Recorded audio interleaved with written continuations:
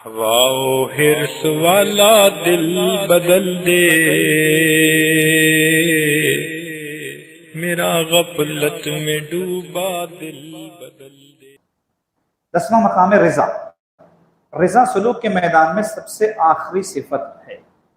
صحابہ کرام کے جب سارے مقامات طے ہو گئے تو اللہ نے کہا رضی اللہ عنہم ورضوا عنہ، اللہ ان سے راضی، یہ اللہ سے راضی۔ کب کہا تھا؟ دل کا امتحان لے کے کہا۔ تو رضا کی کیفیت انسان کو سب سے آخر میں نصیب ہوتی ہے۔ رضا کا مطلب کیا ہے؟ رضا کا مطلب یہ ہے کہ بادشاہ سلامت کی طرف سے میٹھے میٹھے کھیرے ملے کہ یا کڑوا کھیرا ملے، بغیر پیشانی پر شکن لائے اس کو خوشی خوشی کھا لینا، یہ ہے رضا۔ رضا کو ہم نے ایک واقعے کی طرف اشارہ کرتے ہوئے بہت آسان لفظوں میں سمجھانے کی کوشش کی۔ رضا کا مطلب یہ ہے کہ محمود بادشاہ کی طرف سے امتحان جب لیا گیا تھا وزراء کا، واقعہ تفصیلی ہے، ایاس سے سب جلتے تھے تو بادشاہ نے کہا کہ ذرا بلاؤ، ایاس کو بھی بلاؤ، باقی سب کو بلاؤ۔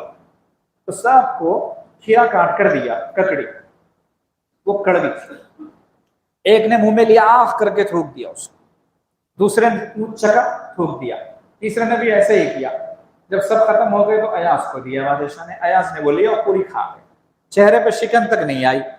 تو پوچھا بادشاہ نے کہ بھائی ایاس تمہیں تو بڑی میٹھی مل گئی ماشاءاللہ، مقدر سے قسمت والے آدمی ہو تم، میٹھی تمہیں ککڑی مل گئی کہ نہیں؟ بادشاہ سلامت ایسی بات نہیں، کڑوی تو یہ بھی تھی، پھر کیوں تم نے منہ نہیں بنایا؟ کہا بادشاہ سلامت جب میٹھی میٹھی کھاتے ہوئے منہ نہیں بنایا تھا تو کڑوی کھاتے ہوئے منہ کیوں بناؤں؟ حضرت رابعہ بصریہ نے ایک نوجوان کو دیکھا کہ سر پہ پٹی باندھا ہوا ہے، تو پوچھا کیوں باندھی؟ تو کہنے لگا سر میں درد۔ کہا تیری عمر کیا ہے؟ کہا 25 سال۔ تو 25 سال تک جو سر میں درد نہیں ہوا تو کون سی پٹی باندھی تھی؟ سر میں درد نہیں ہے میرے، یہ بتانے کے لیے کون سی پٹی باندھی کہ آج درد ہو گیا تو لوگوں کو بتا رہا پٹی باندھ کر۔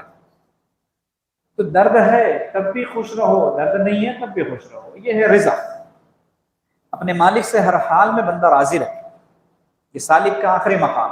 جب تک یہاں تک بندہ نہیں پہنچتا نا کہ اے اللہ تیری ہر مرضی پر میں راضی ہوں، اس وقت تک اللہ پاک اس کو سالک ہی نہیں بناتے۔ بات کیا کرے، یہ کہنا پڑتا ہے بندے کو تیرا غم بھی مجھ کو عزیز ہے کہ وہ تیری ہی دی ہوئی چیز ہے۔ تیرا غم کیوں عزیز ہے؟ اس لیے کہ تو نے ہی دیا نا وہ غم۔ کہاں سے آیا غم؟ اللہ کی طرف سے آیا۔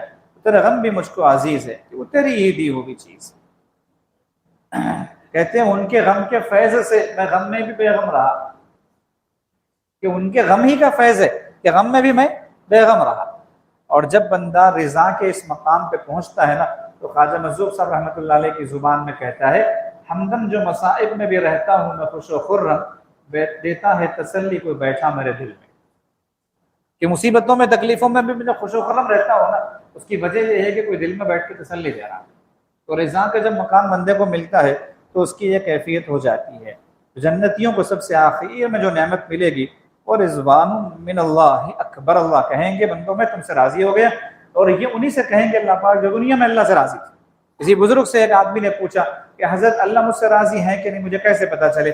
فرمایا اپنے آپ سے پوچھو، تم اللہ سے راضی ہو؟ تم اللہ سے راضی ہو؟ اگر تم راضی ہو تو اللہ تم سے راضی ہے، اور تم ناراض ہو تو اللہ تم سے ناراض ہے۔ اللہ پاک اسی بندے سے راضی رہتے ہیں جس کو اپنے سے راضی رہنے کی توفیق دیتے ہیں۔ اگر کوئی اللہ کی شکایتیں کر رہا پھر رہا ہے تو اس کے لیے دعا کرو کہ اللہ اس کو آپ سے راضی رہنے کی توفیق دیجیے۔ تو اس سے راضی نہیں رہ کے ہم کس سے راضی رہیں گے بتائیے؟ کس کے ہاں جائیں گے؟ بیوی اگر شوہر سے ناراض ہوگی تو راضی کس سے ہوگی؟ ایسے ہی ہم اگر اللہ سے ناراض ہوں گے تو راضی کس سے ہوں گے؟ تو دعا کرنا چاہیے کہ اللہ ہمیں ہمیشہ ہر حال میں آپ سے راضی رہنے کی توفیق عطا فرمائی۔ عبداللہ بن مسعود رضی اللہ تعالیٰ عنہ فرماتے ہیں کہ من رضی بما انزل من السماء الى الارض غفر له، کہ جس بندے پر آسمان سے اللہ کی طرف سے جو بھی حال اترتا ہے وہ اس پر راضی رہتا ہے تو اللہ پاک اس کی مغفرت فرما دیتے ہیں۔ حدیث مبارکہ میں آتا ہے ذاق طعم الایمان من رضی باللہ ربا وبالاسلام دینا وبمحمد النبی، کہ اس نے ایمان کا مزہ چکھ لیا جس نے اللہ کو رب مان لیا اور راضی ہو گیا، اور اسلام کو دین مان لیا اور راضی ہو گیا، اور نبی علیہ السلام کو اپنا پیغمبر مان لیا اور راضی ہو گیا۔ رضا کے 4 اصول ہیں، وہ یہ ہے کہ اگر اس کو دیا جائے تو کہے میں قبول کرتا ہوں، اور اگر نہ دیا جائے تو کہے میں راضی ہوتا ہوں، اور اگر اسے چھوڑ دیا جائے تو کہے میں پھر بھی عبادت کروں گا، اور اگر وہ دعا کرے تو اللہ پاک اس کی دعا قبول کر لے۔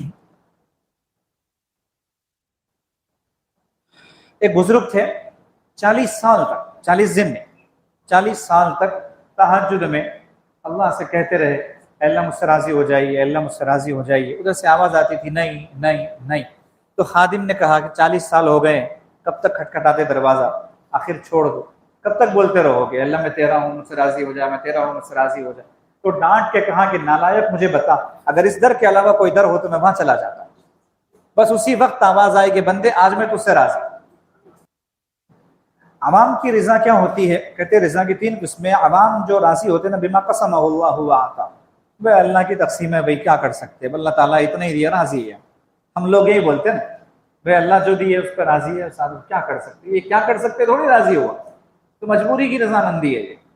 خواص کی رضا کیا ہوتی ہے؟ بما قدرہ اللہ وقضا، اللہ تعالیٰ ان کے لیے جو مقدر کر دیں اور جو فیصلہ کر دیں وہ اس پر راضی ہوتے ہیں، اور ان سے بھی آگے اخص الخواص کی رضا ہوتی ہے بدلاً عن کل ما سوا، کہ اللہ کے علاوہ اللہ کے سوا وہ کسی کو بھی اللہ کی جگہ نہیں رکھتے، بس وہ صرف اللہ کے ہونا چاہتے ہیں اور اللہ کو اپنا کرنا چاہتے ہیں، بدلاً من کل ما سوا، کہ وہ اللہ کے علاوہ اللہ کے سوا کسی کو اپنا بدل نہیں مانتے۔